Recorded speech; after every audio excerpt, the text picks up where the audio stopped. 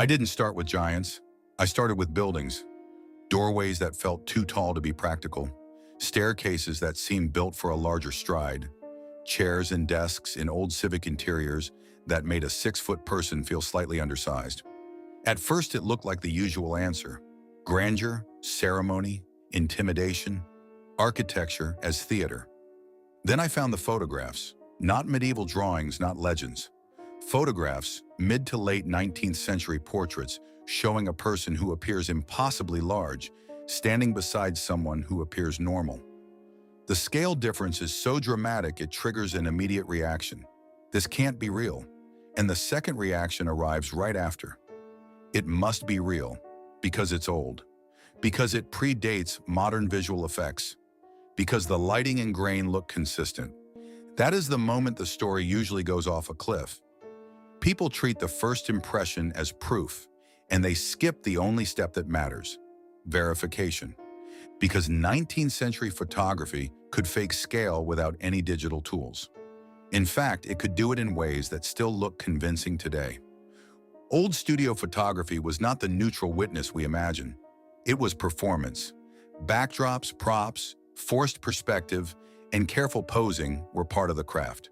Photographers sold illusions long before anyone called them illusions.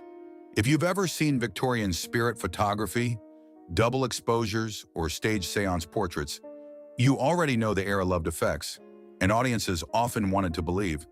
A giant photograph doesn't need Photoshop, it needs distance. Put one person closer to the lens and another farther back, then pose them so they appear side by side. Use furniture, a curtain edge, or a doorway line to hide the depth difference. Choose a focal length that compresses space. Keep both faces still during a long exposure. If the background is plain and the floor line is obscured, the trick becomes almost invisible. That's the first uncomfortable point. An old photograph can lie convincingly without looking like a lie. And the second point is even simpler. Exceptional height is real. Documented medical gigantism and acromegaly existed in the 19th century just as it does now. Some individuals were genuinely 7, even 8 feet tall. They were rare, but rarity doesn't prevent photography. In fact, rarity attracts cameras. The difference between a very tall person and a non-human class of giants is not a matter of excitement.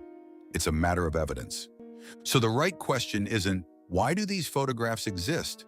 It's, what is each photograph actually showing? Does it identify a person with a name and a measured height? Does it show consistent scale cues, floor, shadow, known objects, without the telltale signs of perspective staging? Is it part of a documented series? Or is it an anonymous image passed around without provenance, surviving only as a scan with no chain of custody? Most giant images fail that test immediately.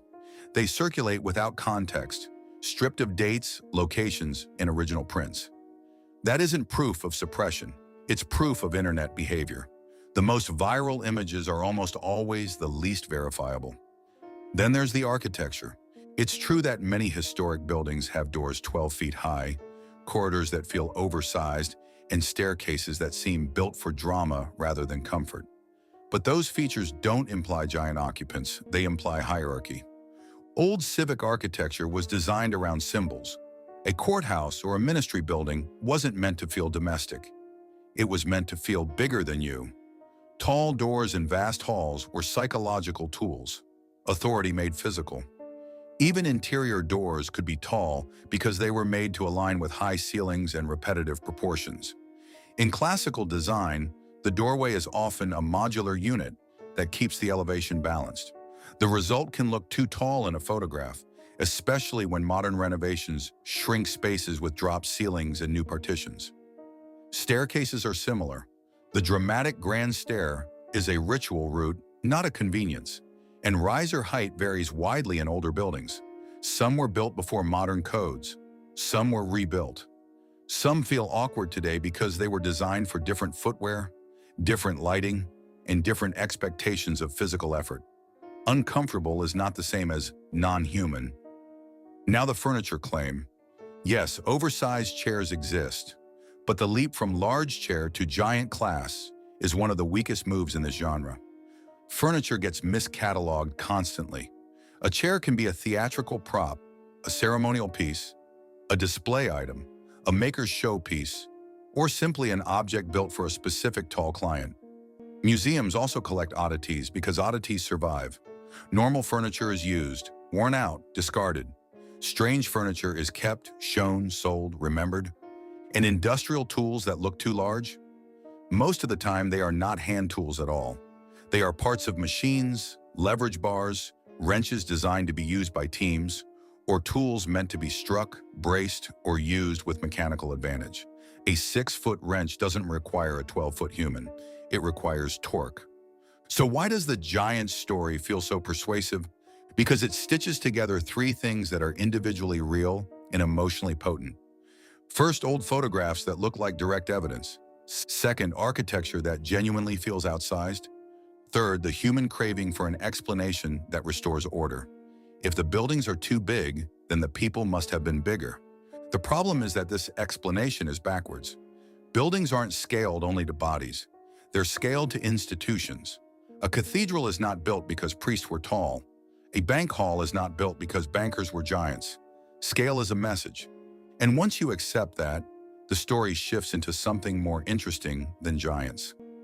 What if the real anomaly isn't a hidden race, but a hidden design philosophy? In the 19th century, cities used architecture to manufacture legitimacy. Young governments built older-looking facades. New money built ancient-style columns. Empires and republics both borrowed the same vocabulary because it worked. It made power feel inevitable. That's why the buildings can feel too mature for their supposed context. They were intentionally dressed as continuity. And that's why the giants myth keeps attaching itself to government buildings and courthouses. Those are the places where architecture is most theatrical. They are designed to make the human scale feel small.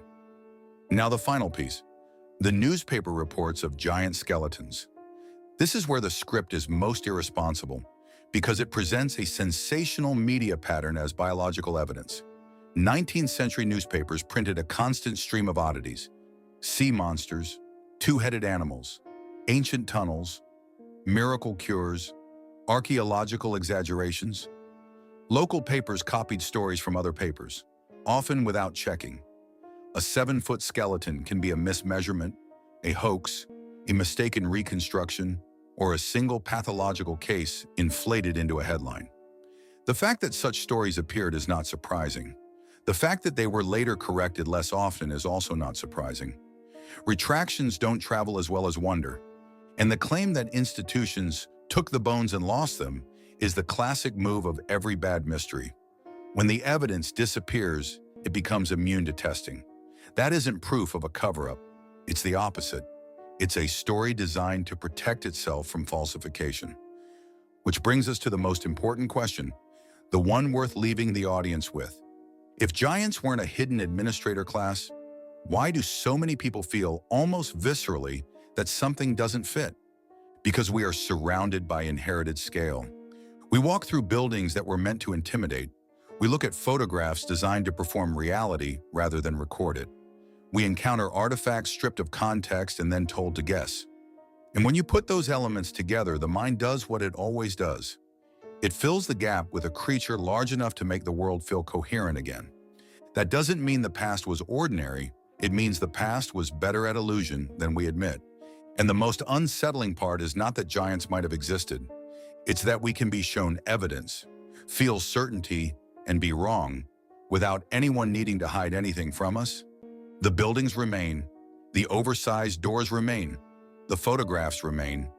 But instead of treating them as a doorway into fantasy, treat them as a test of discipline. What do you accept as proof? What do you measure? What do you verify?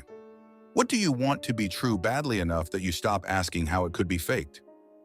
If you ever find a giant photograph again, don't start by arguing about history. Start by looking for the floor line. Look for depth cues. Look for shadows. Look for the distance between feet and camera. Look for a name and a measured height that exists outside the image. Because the real hidden history isn't a buried race. It's the hidden mechanics of belief.